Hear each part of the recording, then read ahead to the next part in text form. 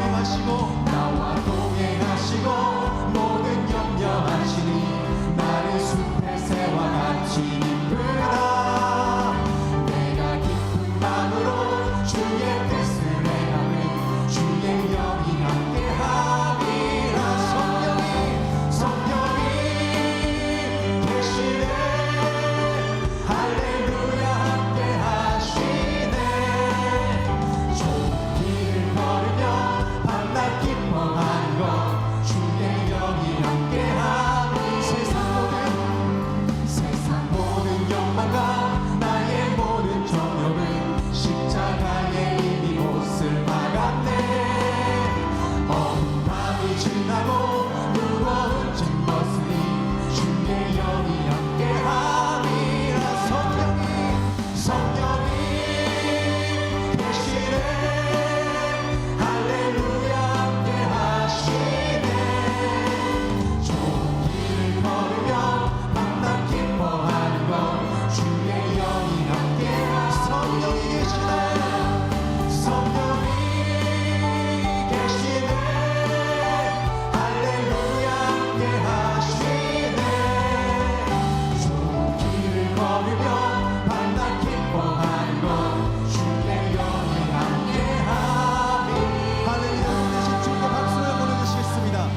할렐루야.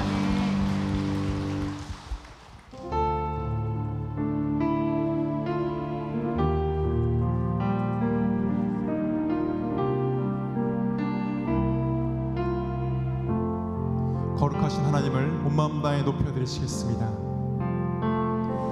거룩하신 하나님 주께 감사드리세.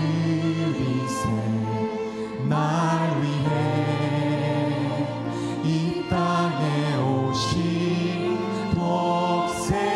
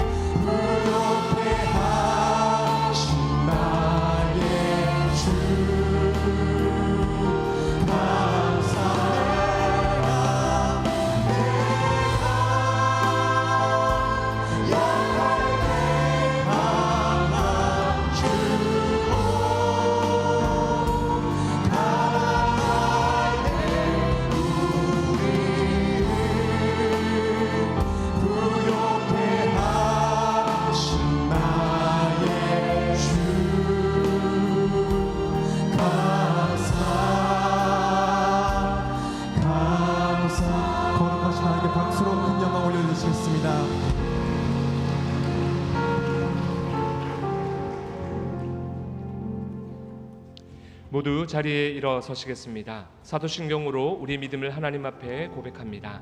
나는 전능하신 아버지 하나님, 천지의 창조주를 믿습니다. 나는 그의 유일하신 아들 우리 주 예수 그리스도를 믿습니다. 그는 성령으로 잉태되어 동정녀 마리아에게서 나시고 본디오 빌라도에게 고난을 받아 십자가에 못 박혀 죽으시고 장사된 지 사흘 만에 죽은 자 가운데서 다시 살아나셨으며 하늘에 오르시어 전능하신 아버지 하나님 우편에 앉아 계시다가 거기로부터 살아있는 자와 죽은 자를 심판하러 오십니다. 나는 성령을 믿으며 거룩한 공교회와 성도의 교제와 죄를 용서받는 것과 몸의 부활과 영생을 믿습니다. 아멘. 이 시간 다 함께 두 눈을 감고 조용한 기도로 주님 앞에 회개하며 나아가겠습니다. 지난 한 주간의 삶을 돌아보시면서 주 앞에 간절한 마음으로 기도하겠습니다.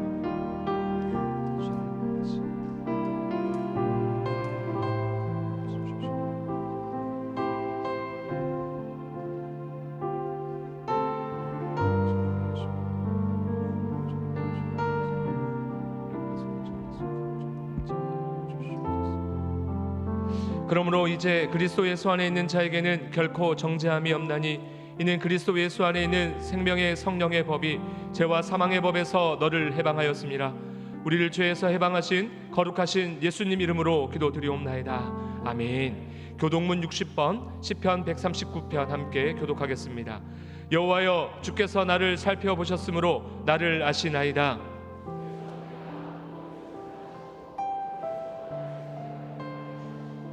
나의 모든 길과 내가 눕는 것을 살펴보셨으므로 나의 모든 행위를 익히 아시오니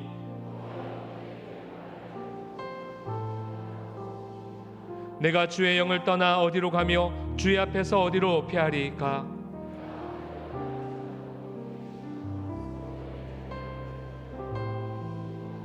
내가 새벽 날개를 치며 바다 끝에 가서 거주할지라도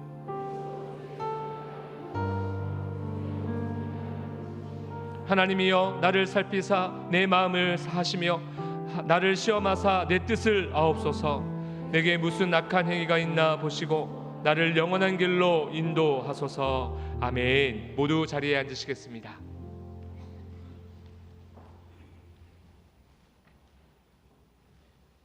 거룩하신 하나님, 오늘도 복된 날 허락하시고 주님 앞에 찬송과 경배로 예배드리게 하심을 감사드립니다. 죄인된 우리를 살리시려 독생자 예수 그리스도를 이 땅에 보내시고 십자가 보혈을 통해 의롭다 하시며 천국 백성 삼아주심을 감사드립니다. 이 시간 세상 가운데 더럽혀진 우리의 모든 죄와 허물들 주님 앞에 자복하게 하시고 십자가 보혈로 정결케 씻어 주시옵소서. 이스라엘 백성들을 광야 가운데 낮에는 구름 기둥으로 밤에는 불 기둥으로 인도하심 같이 지난 96년 동안 김해 제1교회를 선하게 인도하여 주심을 감사드립니다. 아브라함과 이삭과 야곱의 하나님께서 김신을 담임 목사님을 축복하시되 모세와 같은 지도력을 더하여 주시고 제단에 불을 내려 바알 선지자를 물리치신 엘리야 선지자와 같이 기도의 능력을 더하게 하시되 바울과 같이 복음 전도에 갈망하는 열정을 다하여 주시옵소서. 마지막 때 주님께서 우리 교회에 원하시는 꿈을 꾸게 하시고 주님께서 기뻐하시는 귀한 사역들을 펼치게 하여 주시옵소서. 우리 모두 목사님의 귀한 동력자가 되어 주님 앞에 설 때에 자리따 칭찬받는 종들이 다 되게 하여 주시옵소서.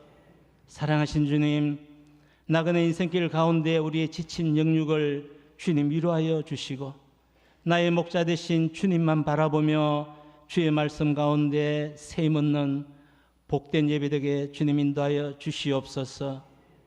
가정의 달, 주의 가정들마다 작은 천국을 이루게 하시고 부부간에 서로 사랑하며 존경하며 말씀 가운데 한마음 되게 하시고 우리의 자녀들에게 마땅히 행할 길을 잘 가르치게 하시며 연로하신 부모님들을 잘 공경하는 자녀들 다 되게 축복하여 주시옵소서.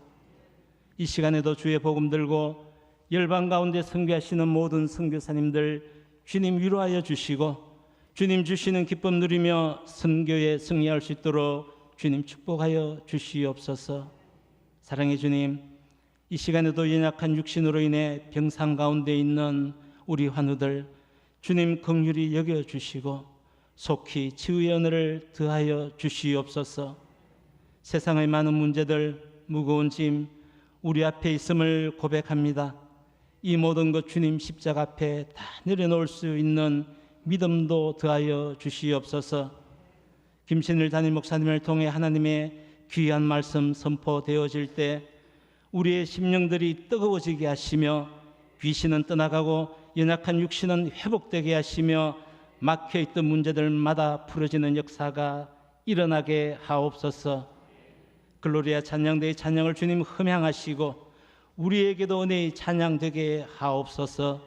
예배 가운데 사탄막이 일절 틈타지 못하게 하시고 성령께서 예배를 지켜주시옵소서.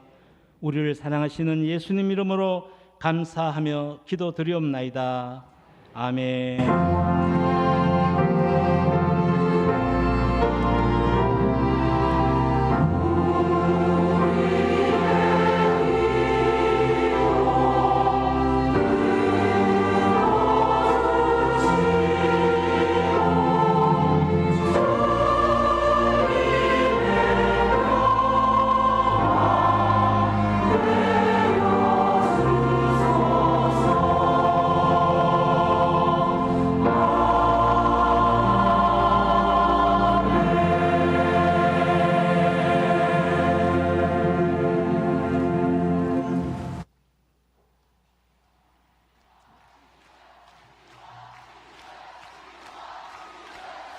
Let's lift the name of Jesus tonight. Come on.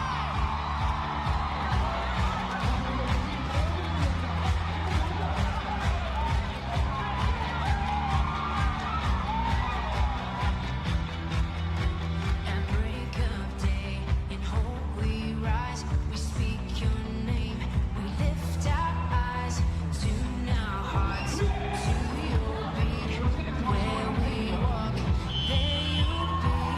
Fire in our eyes, our lives alive. Your love untamed, it's blazing out. The streets with love, forever bright. Your glory is breaking through the night. You will never fade away. Your love is here to stay by my side. In my life, shining through me every day. You will never fade away. Your love is here to stay by my side.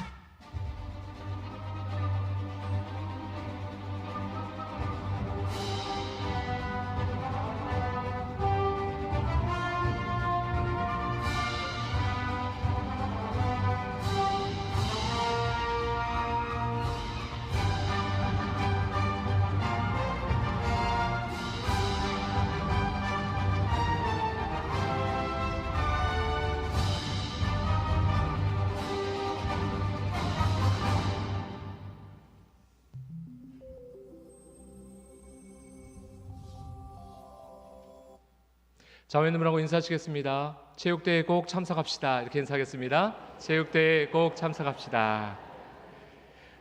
이 시간은 어버이날을 맞이하여서 감사의 마음을 전합니다. 이 시간 박종배 장로님께서 우리 교회 어버이의 대표 되시는 담임 목사님과 사모님께 감사의 마음을 담아 꽃바구니를 전달해 드리도록 하겠습니다. 우리 꽃바구니 전달하실 때 우리 감사의 마음을 담아서 박수하도록 하겠습니다. 감사합니다. 사랑하고 축복합니다. 감사합니다.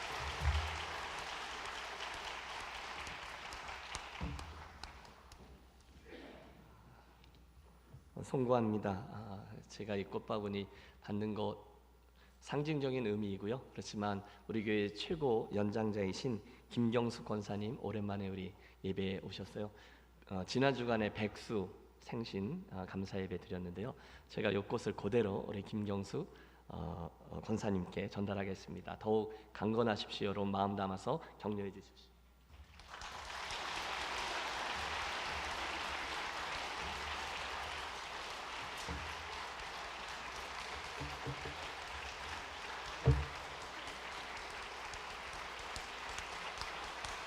감사합니다. 우리 모두의 어버이를 위해서 한 번 더 힘차게 박수하도록 하겠습니다. 감사합니다. 사랑하고 축복합니다.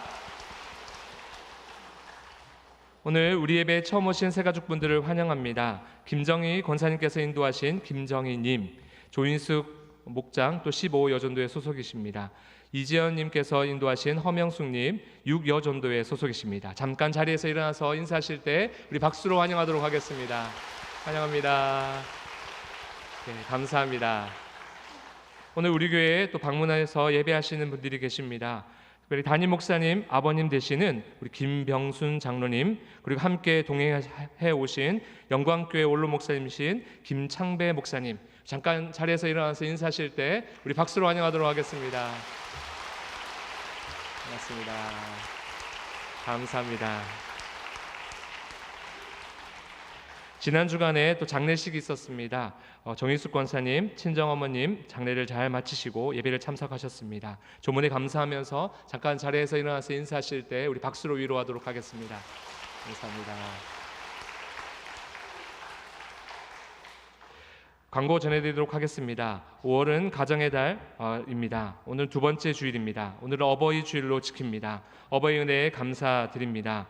부모님이 우리에게 조건 없이 베풀어 주신 은혜에 감사의 마음을 표현해 보시고 내가 받은 그 사랑을 세상 가운데 흘려보내시는 우리 모두 되시기를 바랍니다. 두 번째 광고입니다. 효도 관광이 좋은 날씨와 환경으로 은혜 중에 잘 마쳤습니다. 도우미로 섬겨주신 모든 분들 감사드리고 참석하신 어르신들과 도우미 분들을 위해서 1층 로비에 단체 사진을 준비해 두었습니다. 돌아가실 때 꼭 한 장씩 찾아가시기를 바랍니다. 전교인 한마음운동회가 영상 광고로 보신 것과 같이 5월 21일 토요일 오전 9시 30분 김해 실내체육관에서 있습니다. 전교인이 한자리에 모여서 신나는 게임과 운동, 하나 되는 교제, 푸짐한 경품을 나누는 자리입니다. 모든 분들 참여하여 복된 시간 되시기를 바랍니다. 네 번째 광고입니다. 2023년 신임 목자 및 기존 목자 교육을 실시합니다.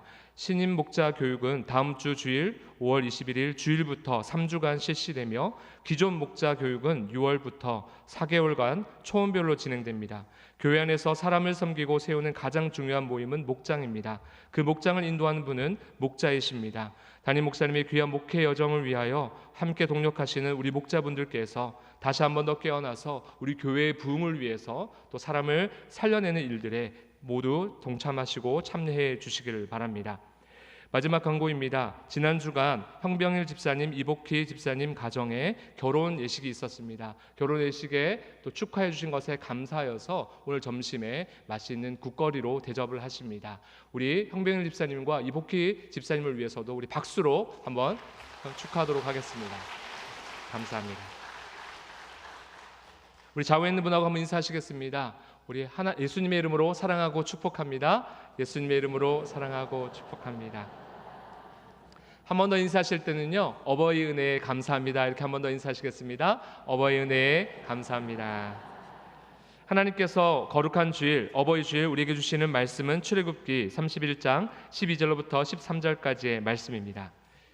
제가 봉독해 올리겠습니다. 여호와께서 모세에게 말씀하여 이르시되 너는 이스라엘 자손에게 말하여 이르기를 너희는 나의 안식일을 지키라. 이는 나와 너희 사이에 너희 대대의 표징이니 나는 너희를 거룩하게 하는 여호와인 줄 너희가 알게 함이라. 아멘.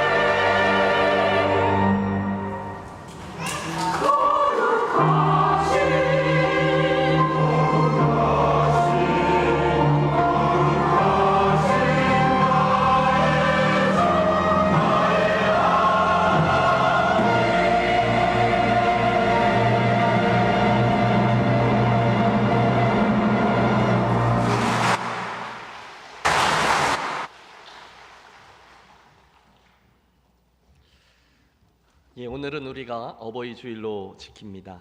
교회 학교에서 카네이션 준비했고 또 여전도에서 맛있는 식사 준비했습니다. 모두 감사드립니다.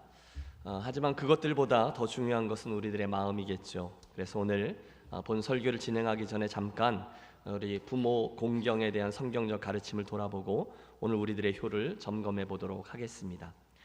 우선 성경에서 부모 공경에 대한 말씀을 꼽으라면 단연코 신명기 5장 16절의 말씀입니다.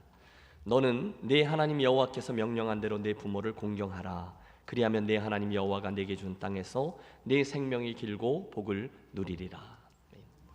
여러분, 무엇보다도 부모를 공경하라라는 이 효에 대한 말씀이 하나님의 명령이다라는 점을 기억하겠습니다.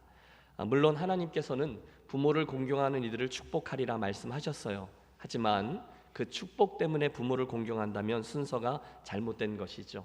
아니요, 효는 하나님이 정하신 창조 질서임을 기억하고 효를 행하는 것이 맞습니다. 반대로 불효하는 이들을 향한 하나님의 말씀도 있음을 기억하십시오. 신명기 27장 16절, 그의 부모를 경홀히 여기는 자는 저주를 받을 것이라 할 것이요.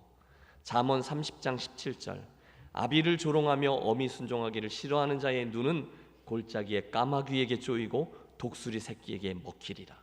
점점점 무서워지죠. 마태복음 15장 4절, 아버지나 어머니를 비방하는 자는 반드시 죽임을 당하리라 하셨거늘. 성경은 계속해서 부모 공경에 대해 우리들의 거룩한 부담을 더해 줍니다. 제 경험에 의하면 효는 신앙과도 아주 깊은 연관이 있습니다. 여러분, 하나님을 잘 섬기는 분치고 부모님께 불효하는 분 없습니다. 또 부모님에게 불효하는 자녀치고 하나님을 잘 섬기는 분도 못 보았습니다. 혹시 여러분 가운데 부모님에게는 엉터리로 하면서 하나님께 잘하는 것처럼 행하는 분이 계시다면 그 신앙은 가짜라고 보시면 됩니다. 구충신 효자지문이라는 말이 있습니다. 충신을 구하려면 효의 가문에서 구하라라는 뜻인데 정말 맞습니다. 아니, 저는 나라에 대한 충신뿐이 아니라 우리 교회의 중직자도 실은 이 효의 가문에서 찾아야 한다고 믿습니다. 그렇죠. 눈에 보이는 부모님도 잘 섬기지 못하는 이가 어떻게 하나님을 섬길 수 있겠습니까? 다시 강조합니다. 효는 윤리적인 권면이 아니라 하나님이 정해놓으신 영적 원리예요. 자, 이론적으로는 이만큼 하고 실제적으로 부모님을 잘 섬길 수 있는 요령 몇 가지를 기억하겠습니다. 여러분, 이렇게 하시면 좋겠어요. 첫째는 부모님을 존중하는 태도입니다. 대부분의 부모님들은 자녀들보다 공부를 좀 덜 하셨을 겁니다. 그래서 자녀들 편에서 보면 부모님들이 잘 모르는 부분도 있고요. 험한 세월과 씨름하시느라 성격이 좀 유별나게 된 부모님들도 계시겠죠. 하지만 자녀라면 마땅히 그 부모님들을 이해하고 그분들의 허물을 함께 껴안고 존중하는 태도를 갖는 게 맞습니다. 저 위에 창세기의 노아가 늙어서 포도주에 취해서 그렇게 하체를 드러내고 잠들었던 실수를 했잖아요. 그때 둘째 함이 우리 아버지 주책이야 이렇게 떠들고 다녔습니다. 그렇지만 셈과 야벳은 뒤로 돌아 들어가서 아버지 하체를 보지 않고 그 아비의 부끄러움을 가리고 나왔죠.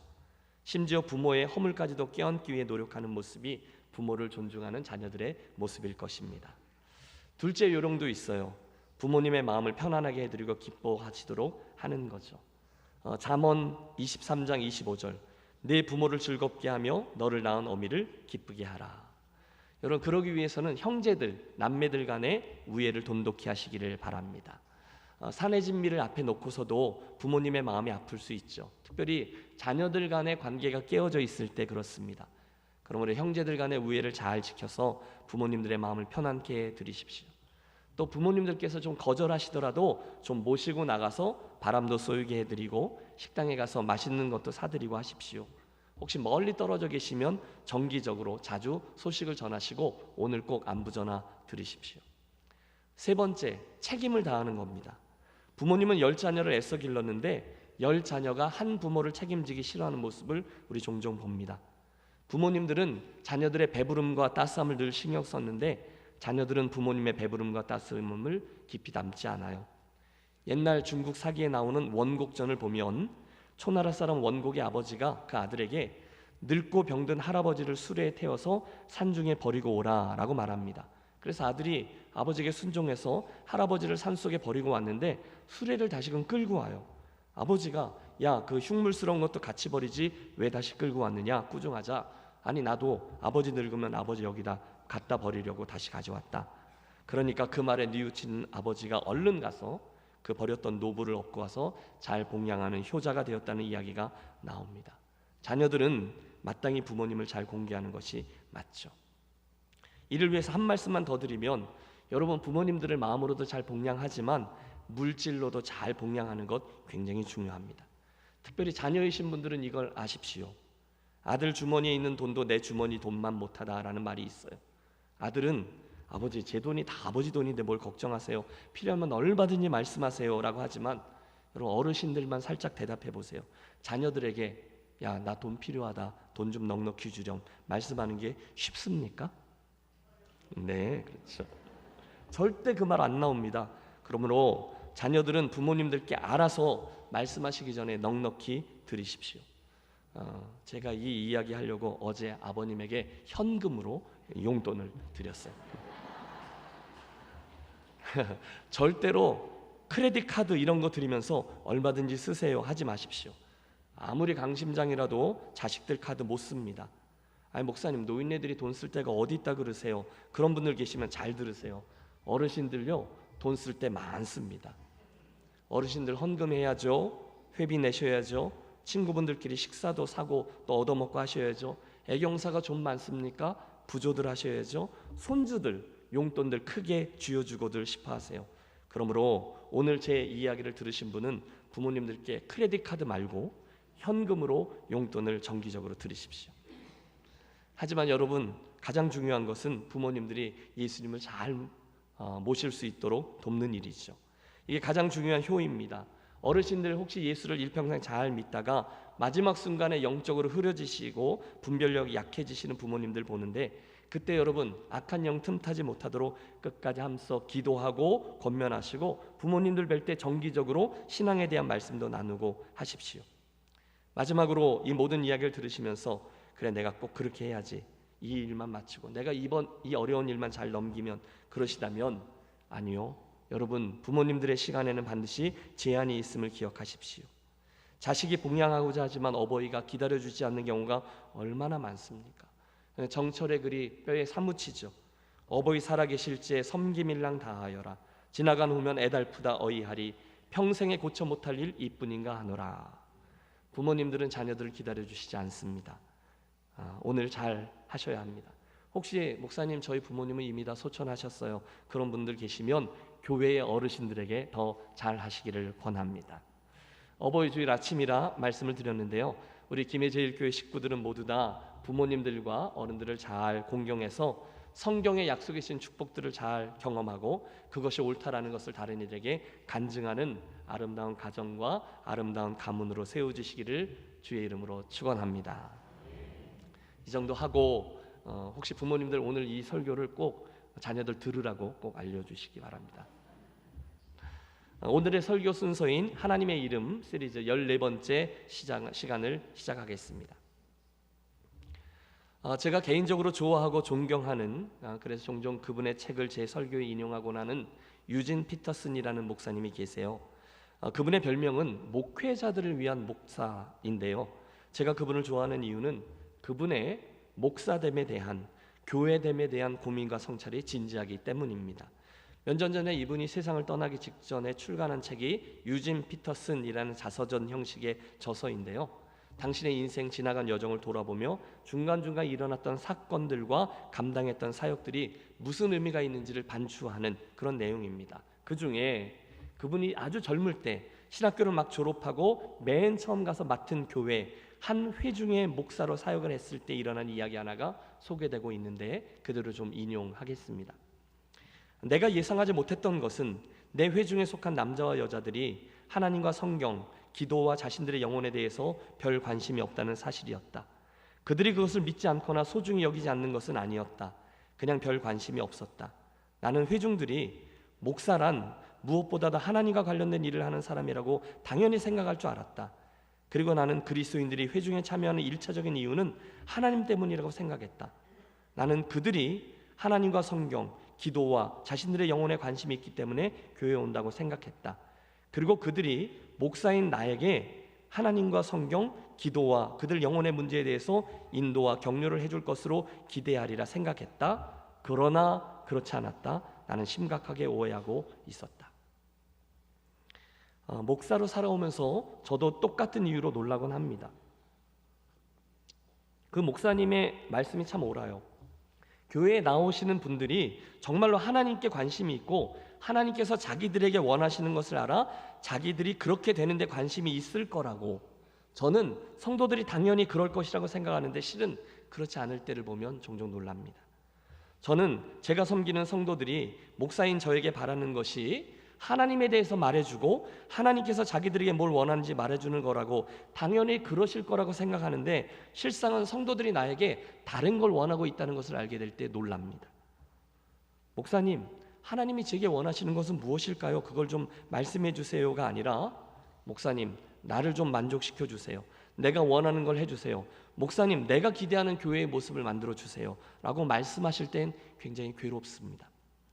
여러분, 목사인 저에게 고민이 하나 있는데 그것은 하나님께서 원하시는 것이 있고 성도들이 원하는 것이 있는데 다행히 이 두 가지가 맞아 들어갈 때는 괜찮지만 이 두 가지가 다르다는 것을 알게 될 때 괴롭습니다. 물론 이 다름을 목회의 종합 예술을 사용해서 이 차이를 줄여가야 되겠죠. 그러나 분명합니다. 저는 여러분들을 진심으로 사랑하기 때문에 하나님께서 여러분에게 기대하시는 것을 끌어내려서 여러분이 원하는 수준으로 맞추면 안 됩니다. 다른 건 몰라도 하나님께서 성도들에게 원하시는 것에 관한 한 저는 물러서지 않고 이야기를 여러분에게 계속 해야 되는 게 맞아요. 동의하십니까? 네. 이것이 하나님이 여러분에게 원하시는 겁니다. 포기하자고 말씀드려야 돼요. 여러분도 그것을 원하시죠? 여러분, 뭘 아멘 했는지를 정신을 똑바로 차리고 대답하세요. 여러분이 이 앞에 있는 목사에게 원하셔야 하는 건 하나님의 여러분을 향한 기대를 말해주는 것이지, 여러분의 기대에 맞춰서 하나님을 여러분에게 끌어다 맞춰주는 것은 제 역할이 아니라는 거예요. 여러분 그걸 동의하세요? 네. 확실합니까? 김 목사님 오늘 왜 이렇게 무거운 주제로 이야기를 시작하시지? 이유가 있습니다. 오늘 우리가 만나려고 하는 하나님의 이름이 바로 그런 성격의 하나님의 이름이기 때문이에요. 오늘도 하나님은 당신의 이름 가운데 하나를 계시해 주시는데 저와 여러분이 듣기 좋도록 친절하게 약간 돌려서 말씀하시지를 않으세요. 대신에 당신은 우리들의 두 눈을 똑바로 쳐다보며 말씀하십니다. 예, 하나님의 이름 시리즈 14번째 시간, 오늘 우리가 만나게 된 하나님의 이름은 거룩하게 하시는 하나님 여호와 메카디슈켐입니다. 우리 한번 해보시죠. 거룩하게 하시는 하나님 여호와 메카디슈켐. 예. 기억하십니까? 7번째 이름 여호와 니시, 승리케 하시는 하나님이라는 이름을 대할 때 우리는 출애굽기 17장에 있던 아말렉과의 전쟁 이야기를 나누었어요. 르비딤에서 있었던 전쟁, 그 전쟁에서 승리한 후에 이스라엘은 광야를 통과해서 시내산에 이릅니다. 그리고 그곳에서 드디어 자기들을 출애굽시켜 그 땅으로 인도하신 하나님을 정식으로 대면하는데 그게 출애굽기 19장이에요. 하나님은 대표자 모세를 불러내시고 이후 그들이 영원히 잊지 못할 놀라운 선언을 하시죠. 주위에서 들어보세요. 세계가 다 내게 속하였나니 너희가 내 말을 잘 듣고 내 언약을 지키면 너희는 모든 민족 중에서 내 소유가 되겠고 너희가 내게 대하여 제사장 나라가 되며 거룩한 백성이 되리라. 너는 이 말을 이스라엘 자손에게 전할지니라.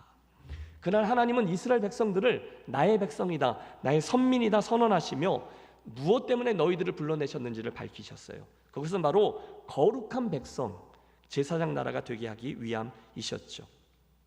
여러분, 하나님이 이스라엘 백성들을 선택하시면서 다른 민족들을 버린 것이 아님을 기억하십시오.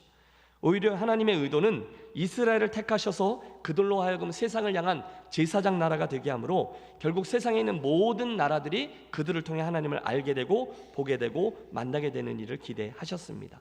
그리고 그 거룩한 사명을 위해서 이스라엘이 선민, 축복의 통로가 된 것이죠. 하나님은 한 번도 바뀌지 않았어요. 이후에 우리는 하나님의 그 마음을 계속 발견하며 신약 성경에 이르러 그 하나님의 선민, 백성이라는 의미가 오늘은 우리를 말하는데 어떻게 계승되었고 오늘 우리들에게 어떻게 이르렀는지를 지켜봅니다.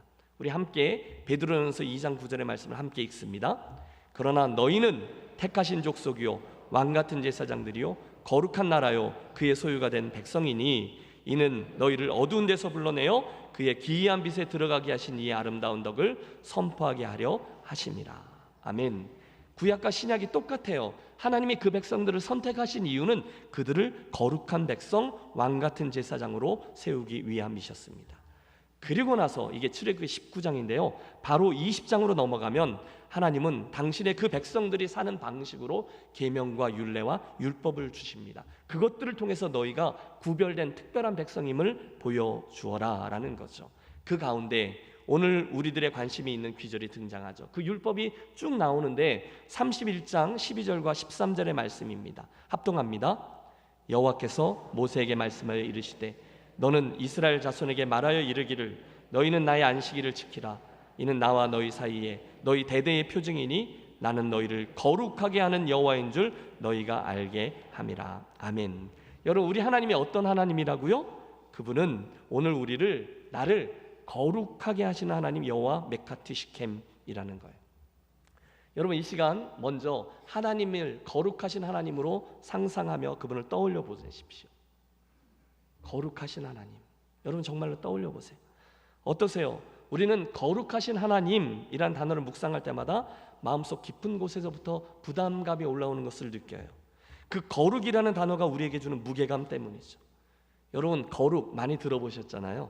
이게 히브리어로 카다시인데 헬라어로는 하기오스입니다. 이 거룩이라는 단어에서 우리가 이야기하는 성결, 성화, 구별, 거룩함, 성도들의 말이 파생되었어요. 맞아요, 여러분. 하나님은 거룩하신 하나님이세요. 그분은 스스로 거룩하세요. 그분은 성결하시고 완전하시고 죄가 없으신 분이에요. 우리 하나님이 원래 그런 분이세요. 그래서 하나님에게 거룩이 붙으면 이상하지 않아요. 거룩하신 하나님, 깨끗하신 하나님, 정결하고 죄 없으시고 순수하시고 그런 하나님, 우리는 우리의 상상력을 총동원해서 가장 정결한 하나님의 거룩이라는 성품을 이해하려고 노력합니다. 거룩하신 하나님 이의 없습니다. 문제는 하나님의 말씀이 거기서 한 걸음을 더 나아가신다는 거죠. 어떻게 해요? 거룩하신 하나님이라는 그 이름에 만족하지 않으시고 하나님은 당신을 거룩하게 하시는 하나님, 너희를 거룩하게 하시는 여호와라고 자신을 소개하십니다. 여러분, 주의를 기울여 주세요. 하나님이 거룩하신 여호와 하나님에서 만족하지 않고 여호와 메카티 시켐, 너희를 거룩하게 하시는 하나님이라는 것입니다. 그 이름을 주신 후에 본격적으로 당신의 의도를 밝히세요. 내가 거룩하니 너희도 거룩하라. 내가 완전한 것 같이 너희도 완전하라. 여러분, 하나님의 오늘 저와 여러분을 향한 의도는 점점 더 깊어집니다. 그리고 저에게도 부담스러워요.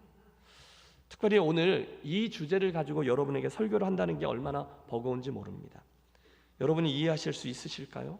여러분 생각해 보세요. 하나님의 거룩하심에 대해서 설교하기는 그리 어렵지 않아요. 하지만 나의 거룩에 대해서 설교하기는 굉장히 부담스럽습니다. 여러분의 거룩함, 여러분이 거룩하게 됨에 대한 설교는 너무 어렵다는 거예요. 왜요? 거룩은 하나님에게 어울리는 단어이지 부족한 우리에게 어울리는 단어가 아니거든요. 그런데 문제는 하나님은 양보하지 않으시고 타협하지 않으시고 내가 그걸 원한다라고 말씀하세요. 아니, 그분은 오늘 본문에서 우리에게 안식일을 주시는 목적을 이렇게 밝히시죠. 너희는 나의 안식일을 지키라. 왜요? 이를 통해서 나는 너희를 거룩하게 하시는 여호와인 줄 너희가 알게 함이라. 안식일이라는 율법은 너희로 하여금 내가 여호와 메카티 시켐, 내가 너희를 거룩하게 하는 하나님이라는 것을 알게 하려고 준 것이다 라는 말씀이었어요. 그날을 우리가 지킴으로 너희가 거룩한 백성됨을 드러내라는 겁니다. 구별되라는 거예요. 함께 기억하고 싶습니다. 이것은 우리를 향한 하나님의 바람이요 기대예요. 그리고 하나님은 그 기대를 결코 양보하지 않으세요. 물론 거룩이라는 말은 우리에게 부담되고 어울리지도 않는 말로 들리죠. 하지만 하나님은 변함없이 오늘도 우리를 그리로 부르시고 실제로 우리를 그리로 만들어가고 계시는 분이십니다. 자, 이 이야기가 오늘을 사는 우리들에게 의미하는 바가 있죠. 그것은 우리들이 예수 믿는 일의 최종 목적지가 예수 믿고 구원받는 것, 딱 거기까지가 아니라는 것입니다. 여러분, 오해하지 마십시오. 예수 믿고 구원받아서 새 생명을 얻는 일의 중요함을 부인하는 게 아니죠. 대신에 오늘 제가 여러분과 나누려고 하는 것은 하나님의 구원은요, 우리에게 허락하신 하나님의 구원은요, 천국행 티켓 확보 그리고 천국 생명보험에 가입하는 것으로 끝나지 않는다는 거예요. 하나님이 저와 여러분을 구원하신 데는 훨씬 더 높은 목표 지점이 있어요. 그것은 바로 구원받은 우리가 하나님을 닮아 거룩함에 이르게 되는 것까지입니다. 여러분 부담스럽지만 아멘 하시기 바랍니다. 우리의 거룩이 하나님의 기대라는 거예요. 여러분 제가 설교의 서두에서 말씀드렸죠. 하나님의 기대를 우리에게 끌어내리려는 의도가 없어요. 우리를 하나님께 맞춰야 되는 거예요. 하나님은 단순히 당신 혼자 거룩하신 하나님이 아니세요. 그분은 한 걸음 더 나아가 우리를 거룩하게 하시는 하나님이십니다. 다시 소개해 드리죠. 우리 하나님은 우리를 구원하시고 끝이라고 말씀하신 분이 아니라 우리를 의롭고 거룩하게 하시기 위해서 계속해서 우리를 격려하며 이끄시는 하나님인 줄로 믿습니다. 그래서 그분이 여호와 메카디시켐, 우리를 거룩하게 하시는 하나님이세요. 그분의 기대는 바뀌지 않았어요. 히브리서 12장 14절, 모든 사람과 더불어 화평함과 거룩함을 따르라. 왜요? 이것이 없이는 아무도 주를 보지 못하리라. 너무도 부담되는 단어 거룩은 우리가 해도 되고 안 돼도 되는 게 아니에요.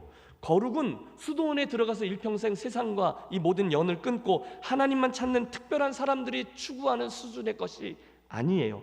대신에 이는 하나님의 사람이라면 누구나 이 땅에서 필수적으로 추구해야만 하는 하나님의 기대와 명령입니다. 여러분, 하나님이 안식일을 얼마나 중시하셨는지를 아시죠? 너희는 안식일을 지킬지니 이는 너희에게 거룩한 날이 됨이니라. 그 날을 더럽히는 자는 모두 죽일지며 그날에 일하는 자는 모두 그 백성 중에서 그 생명이 끊어지리라. 여러분, 만약에 이스라엘 백성들에게 있어서 이 거룩이 선택이었다면 안식일을 범한 백성들을 죽이라고 하지 않으셨을 거예요. 하지만 그 거룩한 날 안식은 선택이 아니라 필수였어요. 아니, 그 안식일을 지킴으로 인해서 이스라엘은 하나님의 구별된 백성이라는 자의식을 갖게 됐죠. 아, 우리는 하나님의 백성이구나. 나는 하나님의 거룩하심으로 부르심을 입은 사람이구나. 그들이 이스라엘 사람인 것이죠. 그리고 그것이 저와 여러분의 거룩함에 대한 그분의 기대치예요. 여러분, 제가 계속 강조합니다. 하나님께서 기대하시는 수준이 있는데 그 수준을 끌어내려서 하나님 요즘 제 형편이 좀 그러니 하나님이 저를 좀 이해해 주세요 라고 하는 게 옳지 않아요. 대신에 하나님의 의도와 기대를 기억하고 우리를 거기에 맞추는 것이 옳습니다. 그게 거룩인데 오늘 우리가 이야기하려고 하는 이 거룩에는 두 가지 측면이 있어요. 먼저는 신분상의 거룩이고 두 번째는 행위의 거룩, 즉 삶의 거룩입니다. 두 가지를 한번 여러분 유념해 주시죠. 먼저는 우리에게는 신분상의 거룩이 있습니다. 로마서 3장 20절, 그러므로 율법의 행위로 그의 앞에 의롭다 하심을 얻을 육체가 없나니 율법으로는 죄를 깨달음이니라. 맞아요. 우리가 율법을 지킴으로 우리의 행위를 완벽히 함으로 우리가 하나님의 거룩, 하나님의 의라는 기대치에 이를 수 없어요. 우리가 거룩이라는 단어 앞에 부담을 갖는 이유가 거기 있죠. 우리는 하면 할수록 하나님이 원하시는 의의 수준의 거룩함에 이르지 못한다는 것을 반복하여 깨닫습니다. 그게 율법의 기능이죠. 그래서 내가 애를 써서 정결한 삶을 살려고 하다 보면 중간중간에 실패하고 절망해요. 야, 내가 또 실패했구나. 내가 또 안 되는구나. 여러분 그랬던 경험 있으시죠? 나에 대해서 지긋지긋하게 아유, 내가 좀 철들 때가 됐는데 이렇게 잘 안 돼. 그럴 때가 있으시죠? 꼭 나만 그런 것처럼 있습니다. 그런데 나에 대해서 절망할 때 있잖아요. 나는 하나님께로 나아가지 못해. 나는 하나님의 기대치에 이르지 못해. 그 순간 우리에게 들려지는 복음이 있어요. 이제는 율법 외에 하나님의 한 의가 나타났으니 율법과 선지자들에게 증거를 받은 것이라. 곧 예수 그리스도를 믿음으로 말미암아 모든 믿는 자에게 미치는 하나님의 의인이 차별이 없느니라. 아멘. 그런 우리에게 복음의 기쁜 소식이 들려진 거죠. 누구든지 죄인이잖아요. 우리는 형편없잖아요. 점수가 안 되잖아요. 하나님이 기대하시는 수준에 이르지 못하잖아요. 그런 우리이지만 일단 우리가 예수를 믿기만 하면 하나님으로부터 내려오는 구원의 은혜를 얻고 그분의 의가 덧입혀져서 할렐루야 거룩한 백성으로 인정을 받게 된다는 것이죠. 그게 칭의의 사건입니다. 그 순간 그 예수님의 십자가 보혈을 보신 하나님이 그 아들의 공로를 보시고 그분의 의로 죄인된 나를 덮어주셔서 너는 의인이다, 너는 정결하다, 너는 깨끗하다, 아니 너는 아예 처음부터 죄가 없는 사람처럼 내가 여긴다 라고 말씀해 주신 거죠. 그게 우리들이 믿는 복음입니다. 그래서 복음의 기쁜 소식이죠. 여러분 주일에 예배당에 나올 때 항상 여기서 시작하세요. 내가 받은 은혜요, 내가 받은 복음입니다. 그 순간 하나님께서는 내가 지난 한 주간 얼마나 악하게 살았든지 그 나의 과거가 얼마나 더러웠든지 상관없이 모든 죄를 사하여 주시고 마치 동이 서에서 먼 것처럼 그것들을 다 없애고 기억도 하지 않으신다 약속하셨습니다. 모르는 척하고 있다가 필요하면 꺼내시겠다는 게 아니에요. 그냥 이 모든 것들을 다 없애주시겠대요. 여러분 나의 모든 죄를 기억지도 않으신대요. 이 세상에 이것보다 더 신나는 일이 어디 있겠습니까? 여러분, 목사가 저에게는 10계명이 있는데 11계명이 있어요. 들키지 말라. 잘 안 들켜요. 뭘요? 죄를요. 나의 부끄러운 죄를 꽁꽁 숨겨놨어요. 하지만 그 중에 몇 가지만이라도 여러분에게 드러나는 순간 저는 여러분 앞에 너무너무 처참해질 거예요. 그 모든 죄들을 하나님께서 한순간 다 용서해 주시고 나를 거룩한 하나님의 자녀가 되게 해 주신대요. 그러므로 이제 그리스도 예수 안에 있는 자에게는 결코 정죄함이 없나니 이는 그리스도 예수 안에 있는 생명의 성령의 법이 죄와 사망의 법에서 너를 해방하였음이라. 저에게 주신 은혜요, 여러분에게 주신 은혜요, 그것이 신분상의 거룩입니다. 그래서 우리가 하나님 앞에 의인이 된 거죠. 그런데 우리들에게 문제가 있어요. 두 번째, 삶의 거룩에게로 우리들의 시선을 옮겨보시죠. 여러분 어떠세요? 예수를 믿고 중간중간 하나님께 은혜를 알게 되면 이제부터는 내가 정말 제대로 하나님의 마음에 합한 삶을 살아야 되겠다라고 각오하고 새 출발을 하게 되죠. 물론 중간중간에 정도의 차이는 있죠. 그러나 웬만큼 진지한 그리스도인이라면 내가 이제부터는 더 이상 이렇게 탕자처럼 말고 철든 아들이 되어서 하나님의 기대에 맞도록 살아야 되겠다 결단하고 그 길을 새롭게 떠납니다. 그때 우리에게 들려주신 말씀, 그 목표 지점이 있어요. 이거죠. 하나님의 뜻은 이것이니 너희의 거룩함이라. 여러분, 여기가 목표 지점이에요.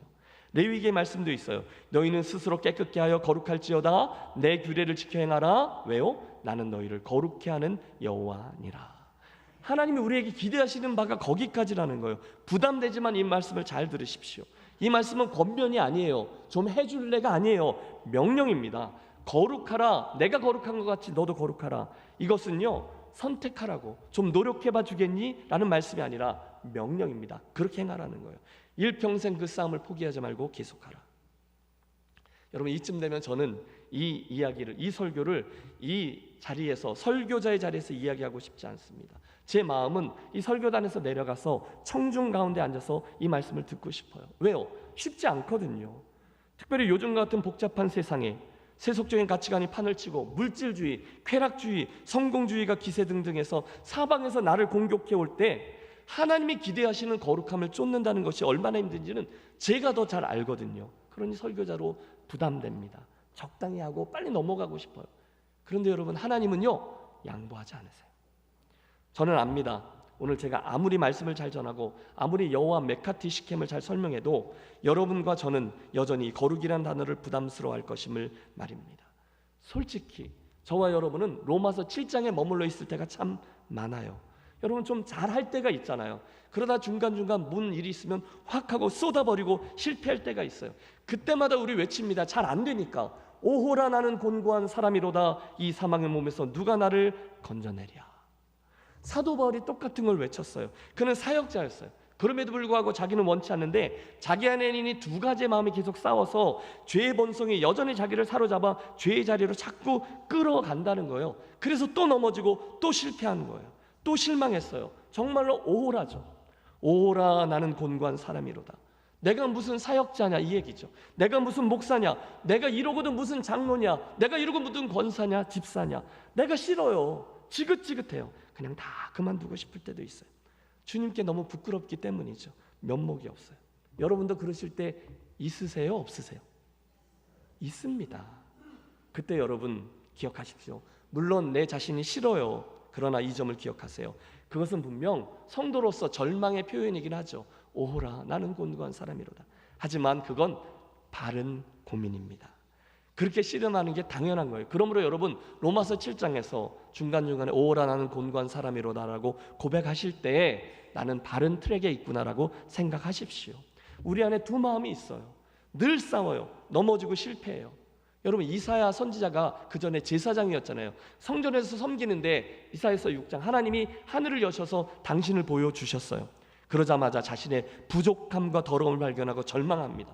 화로다 나여 망하게 되었도다. 나는 입술이 부정한 사람이요, 나는 입술이 부정한 백성 중에 거하면서 만군의 여호와신 왕을 배웠음이로다 하였더라. 오호라의 고백이에요. 나는 큰일 났다. 나는 망했다. 나는 죄인이다. 그런데 여러분, 큰 그림으로 보면 바로 그가 그렇게 절망하던 자리가 결국 그에게는 축복의 자리가 되었습니다. 왜요? 하나님이 제단 숯불로 그의 입을 정결케 해 주었기 때문이죠. 그러므로 여러분, 예수를 믿다가 거룩을 향한 여정을 걸어가다가 종종 나의 부족함 때문에 오호라 나는 곤고한 사람이로다라고 외칠 수도 있고 우리가 실망할 수도 있지만 바로 그 자리에서 하나님의 은혜를 더 갈망하며 나아가는 저와 여러분이 되시기를 권합니다. 이유가 있죠. 그때 하나님의 기대는요, 내가 너무너무 착해서 내 점수가 너무 악해서 그 절망의 자리에서 나는 안 돼라고 뒹구는 것이 아니라 그 악한 자리에서 더욱더 그분의 은혜를 구하며 나아가는 것에 있기 때문에 그렇습니다. 그리고 우리는 반드시 거기서 더 나아갈 수 있어요. 왜냐? 우리가 그런 곤고함 가운데서도 끝까지 낙관적이고 끝까지 여유로울 수 있는 이유는 우리 하나님의 이름이 여호와 메카디시켐, 우리를 거룩하게 하시는 하나님으로 주어졌기 때문입니다. 우리에게 계시해 주신 하나님의 이름이 우리들의 씩씩한 재도전의 근거가 된다는 거예요. 우리의 의지가 강하기 때문이 아니에요. 우리의 결단이 결연하기 때문이 아니에요. 그분이 여호와 메카디시켐이시기 때문이에요.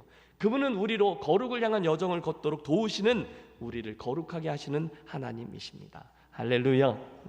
그러므로 여러분, 우리가 중간중간에 스스로의 부족함 때문에 넘어져서 오호라 라고 외치며 겸손해지는 것은 좋은 일이지만 그 자리에서 여러분은 계속 머무시면 안 되고 그 다음에 우리 하나님이 여호와 메카디시켐이시지 하고 그 자리에서 일어나 그 여정을 계속 가야 하는 존재임을 기억하시기 바랍니다.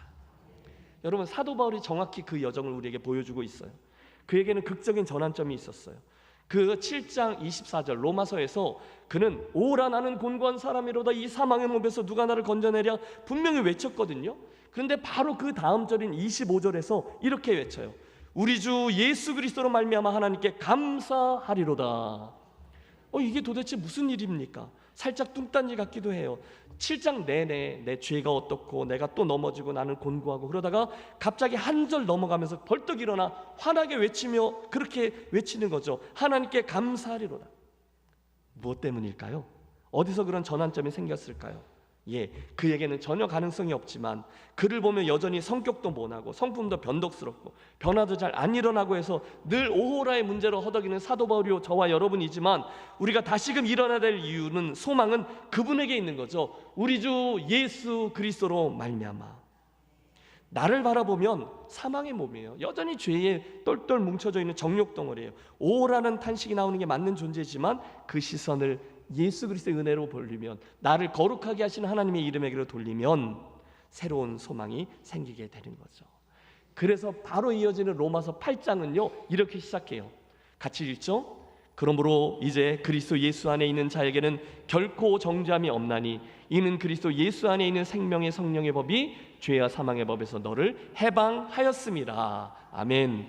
바울은 오호라 맞아요. 그런데 거기 머물지 않았어요. 대신에 한 걸음 더 나아갔다는 거죠. 사랑하는 여러분, 함께 기억하겠습니다. 오늘 저와 여러분이 하나님의 이름을 여호와 메카디시켐, 나를 거룩하게 하시는 하나님으로 붙들고 하고 다시금 출발을 하면 하나님은 당신의 이름 안에 나를 거룩하게 하겠다라는 의지를 담아 놓으셨기 때문에 저와 여러분과 함께 해주시고 반드시 우리를 도와주실 줄로 믿습니다. 성적이 중간중간 나쁘다고 포기하지 마세요. 오늘 또 넘어졌다고 나는 안 돼, 오호라라며 외치며 누워 계시지 마세요. 우리들 삶의 거룩을 향해 나아가는 것은 제가 좋아하는 단어죠. 여정이에요. 우리가 그 중간에 그분의 이름을 붙들고 소망 가지고 계속 걸어가면 그분은 결국 여러분을 도우셔서 삶의 거룩이라는 열매를 반드시 맺게 해주실 줄로 믿습니다. 여러분 아세요? 제가 이 설교 준비가 지금까지 했던 모든 시리즈 설교 중에 가장, 하나님 이름 시리즈 설교 중에 가장 어려웠어요. 제가 일주일 내내 이 주제를 붙들고 씨름합니다. 도대체 우리에게 하나님이 거룩하시는 것은 좋다 이거예요. 그런데 우리에게 거룩을 요구하시는 하나님 이야기를 어떻게 성도들에게 해야 하나 고민이 보통 심한 게 아니었어요. 제가 우리 모두 거룩함을 이루기 위해 노력합시다라고 설교하는 것은 상대적으로 쉬워요. 그런데 여러분 제가 좀 솔직하고 제가 좀 착하잖아요. 이 얘기를 저에게로 적용하면 힘든 거예요. 김신일이는 거룩해야 합니다 얘기하기가 결코 쉽지 않은 거예요.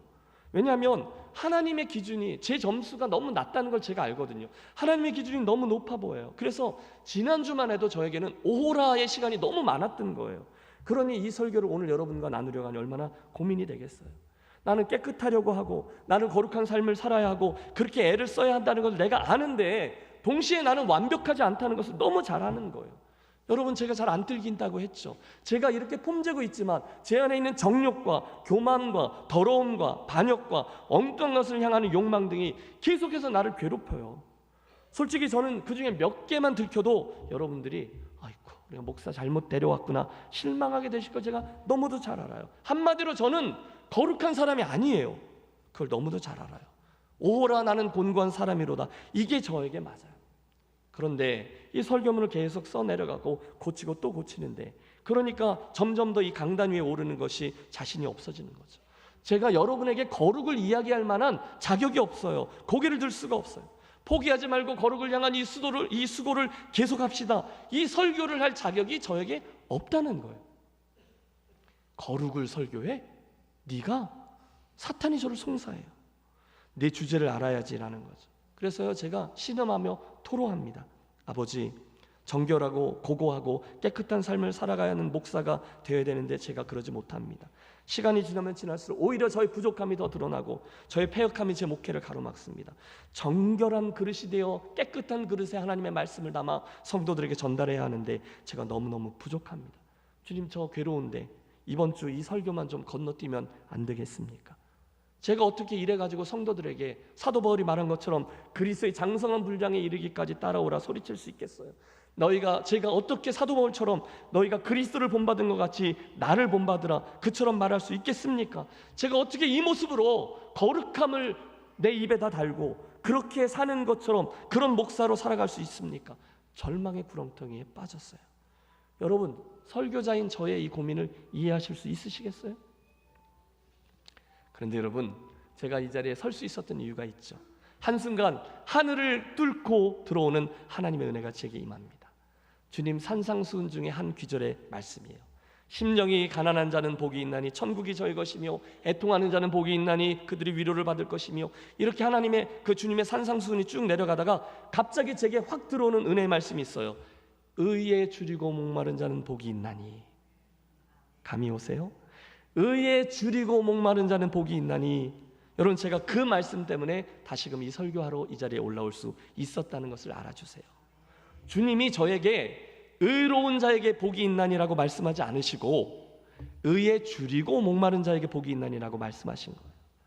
여러분, 잘 보십시오. 이미 거룩해진 자에게 복이 있나니가 아니라 거룩함에 목이 마른 자에게 복이 있나니라고 하신 거예요. 저에게 주님이 그 완벽함에 이르렀다, 그런 자, 거룩함에 도달했냐라고 묻지 않으시고 그걸 목말라 하냐라고 물으시는 거예요. 예, 주님, 제가 주님의 그 의에 목이 마릅니다. 주님, 제가 아직 주님의 그 거룩함에 이르지는 못했습니다. 평생 그럴 것 같습니다. 그러나 저 정말로 그 거룩함을 사모합니다. 저 그것 애씁니다. 그리고 성경을 다시 보면 여러분 기뻐하세요. 성경 어디에도 거룩함을 온전히 이룬 자가 복이 있나니라는 말씀이 나오지 않아요. 대신에 성경은 그 거룩함, 의에 줄이고 목마른 자가 복이 있다라고 말씀하세요. 여러분, 이게 너무너무 기쁜 거예요. 여러분, 제발 저와 함께 좀 기뻐해 주세요. 설교 완벽히 잘하는 목사에게 복이 있나니 이런 말씀 없어요. 의에 줄이고 목마른 자가 복이 있나니라고 말씀하세요. 거룩함을 완벽히 이룬 설교자에게 복이 있나니라고 말씀하지 않으셨어요. 하나님의 의에 목마른 설교자에게 복이 있다 말씀하세요. 외치는 거죠. 주님, 제가 목마릅니다. 저를 채워 주옵소서. 여러분은 어떠십니까? 여호와 메카디시켐, 거룩하게 하신 하나님이라고 설교 제목을 보시면서 여러분 아예 이 설교를 탁 덮고 넘어가신 분이 계실지도 몰라요. 이 설교는 나에게 적용하는 설교가 아닐 거야. 왜? 지난 주간에도 나는 여전히 실패하고 죄도 짓고 낙담 가운데 억지로 예배자의 자리에 나오신 분들이기 때문이죠. 있으실 거예요. 우리는 그렇게 자주 낙담합니다. 이게 되는 싸움 맞나? 내가 정말 정결한 하나님의 사람이 되는 게 그런 삶이라는 게 정말로 있어? 내가 하나님이 기대하시는 거룩함에 정말 이룰 수 있을까? 에이, 안 되겠지. 자꾸 실패하다 보니까 주님 주시는 은혜에 대해서 기대조차 하지 못할 만큼 낙심한 채로 예배당에 앉아 계신 분이 계실 수도 있어요. 내가 이렇게 형편없구나. 내가 이렇게 하려고 하면 할수록 나약하구나. 내가 이렇게 욕망의 사슬에 묶여있구나. 내가 이러고선 무슨 일꾼이라고, 목사라고, 점점점. 주님, 저 이제 그만하랍니다. 이게 안 되는 건데 왜 시작하라고 하셨어요? 제가 예수 잘 믿어보려고 애를 쓰면 쓸수록, 새롭게 결심하면 또 결심할수록 또 실패하고 낙담하고. 보세요, 저의 부족함과 초라함 때문에 제가 주님께 얼굴을 들 수가 없네요. 오호라 나는 곤고한 사람이로다. 그런데 여러분, 그런 순간에 주님의 이 말씀이 들려오는 거죠. 의에 줄이고 목마른 자에게 복이 있나니. 그때 여러분이 절망하는 그 자리가 복된 자리라는 거예요. 그때 그런 여러분을 아버지께서 채우신다는 거예요. 저와 여러분이 돼야 되는 건 이거죠. 심정이 가난한 자가 되는 거예요. 애통하는 자가 되는 거예요. 의에 줄이고 목마른 자가 되는 거예요. 내 편에서 내세울 게 없는 자가 되는 거예요. 너무너무 부끄럽고 가슴 아픈 자리에 서는 거예요. 그분의 의에 대해서 목마르고 굶주리는 거예요. 그런데 그것이 축복의 자리라는 것입니다. 그때서야 그분이, 우리들의 점수를 아시는 그분이 의와 거룩함에 이르려고 애쓴다는 것 자체가 말이 안 된다는 것을 하나님은 다 아시는데, 그럼에도 불구하고 하나님이 내가 그것 원한다, 내가 그것을 돕는다 라고 말씀합니다. 그게 여호와 메카디시켐이라는 이름 속에 담긴 그분의 뜻과 의지예요. 그런 자들에게 하나님은 천국이 그들의 것이며 라고 선언하시죠. 그러므로 여러분, 걱정하지 마십시오. 이 시간에 우리들의 죄인됨, 부족함, 그리고 거룩하지 못함 때문에 그렇게 실망할 수는 있지만 저와 여러분 절대로 실패할 수 없음을 기억하시기 바랍니다. 왜요? 하나님이 당신의 이름을 여호와 메카디시켐으로 주셨기 때문이에요. 우리를 반드시 거룩하게 하시는 하나님이 하나님의 속성인 거죠. 하나님이 우리를 부르시면은 후회함이 없다 하셨습니다. 그러므로 하나님은 말씀만 하시고 저와 여러분에게 그래 여기야 거룩함이야 여기까지 오는 거야 하시고 팔짱 끼고 구경하시는 분이 아니세요. 잘하는지 못하는지 회초리 들고 감시하시는 분이 아니라 그분은 정말로 우리와 함께 하시며 우리를 도우시며 거룩하게 되도록 우리를 이끄시는 분이신 줄로 믿습니다. 그러니까 지난 주간에 또는 이번 주간에 중간중간에 좀 넘어지셔도 괜찮아요. 실패하셔도 괜찮아요. 좀 뭐가 나도 괜찮아요. 당신이 문제야 누군가에게 손가락질을 받아도 괜찮아요. 왜요? 하나님 그분이 여호와 메카디시켐이시기 때문입니다. 그러므로 이 아침 여러분 하나님의 그 이름으로 인하여 힘을 얻으십시오. 그분은 나를 거룩하게 하시는 하나님이세요. 그분이 그렇게 하시겠다고 하셨어요. 우리를 반드시 그 영광스러운 거룩에 이르게 하시겠다 말씀하셨어요. 제가 이 시간 여러분과 함께 부르고 싶은 복음성가가 있어요. 그 영광의 얼굴로 변하리. 그분은 어떻게 해서든지 우리를 그 자리에 두실 겁니다. 우리 같이 한번 찬송해 보겠습니다. 그 영광의 얼굴로 변하리 변하리 변하리 그 영광의 얼굴로 변하리라 하나님의 사랑으로 변하리라 변하리 찬란한 얼굴로 변하리 하나님의 놀라운 사랑으로 아름답게 변하리라. 할렐루야. 여러분이 용서서 되는 게 아니에요. 그분이 우리를 계속 추적해 오시기 때문이죠. 그분은 우리를 반드시 거룩함에 이르도록 하시는 여호와 메카디시켐입니다. 그래서 우리는 결국 그 영광스러운 자리에 이르게 될 줄로 믿습니다. 오늘 서툴지만 괜찮아요. 버겁지만 괜찮아요. 그 사모함을 포기하지 않고 그 거룩하심을 목말라 하며 계속해서 나아가시면 그 당신의 이름에 나를 거룩하게 하시는 하나님이라는 뜻과 의지를 담으신 그분이 우리를 도우시고 다듬으시고 어느 날 우리로 하여금 그 자리에 이르게 해주실 줄로 믿습니다. 그러므로 여러분 이 아침 힘을 얻으세요. 내가 부족하고 이번 주에 70점이 아니라 40점밖에 안 되는 인생을 걸어온 성도이지만 그 꿈과 그 경주를 포기하지 마시고 내가 실망스러울 때마다 하나님의 이름 나를 거룩하게 하시는 분이시지 그렇다면 그분이 이 일을 도우실 것이지 그렇게 그분의 이름을 붙들고 그 씨름을 감당할 때 하나님은 저와 여러분을 반드시 다루셔서 그 모습으로 변화시켜 주시고 다듬어 주시고 열매 맺게 하시고 거룩하게 하셔서 당신의 기쁨과 자랑되는 성도가 되게 해주실 줄로 믿습니다. 왜요? 그분이 여호와 메카디시켐이기 때문이에요. 그 이름을 분명히 믿고 그 은혜를 사모하며 여러분 이번 한 주간도 우리를 거룩하게 하시는 하나님의 은혜를 실제로 누리시고 실험하시고 승리하는 복된 성도들이 되시기를 축원합니다. 기도하겠습니다. 하나님 아버지, 오늘도 우리에게 여전히 부담이 되는 이 거룩애로의 초대이지만 나의 능력이 아니라 내 의지나 각오나 결단 때문이 아니라 여호와 메카디시켐 나를 거룩하게 하시겠노라 하신 하나님의 이름과 뜻을 믿기 때문에 오늘 그 수고를 포기하지 않고 감당하는 김해제일교회 성도들 되게 해 주시옵소서. 이번 한 주간도 여호와 메카드시 캠께서 우리로 거룩한 성도의 모습을 이루어가도록 도와주시옵소서. 날마다 주님 사랑의 줄로 우리를 메어주시고 그 사랑의 손길로 우리를 인도해 주옵소서. 존귀하신 주 예수 그리스도 이름으로 기도하옵나이다. 아멘. 함께 일어나셔서 결단의 찬양 부르시고 오늘 예배 참석하신 김창배 목사님 헌금 기도와 축도해 주시겠습니다.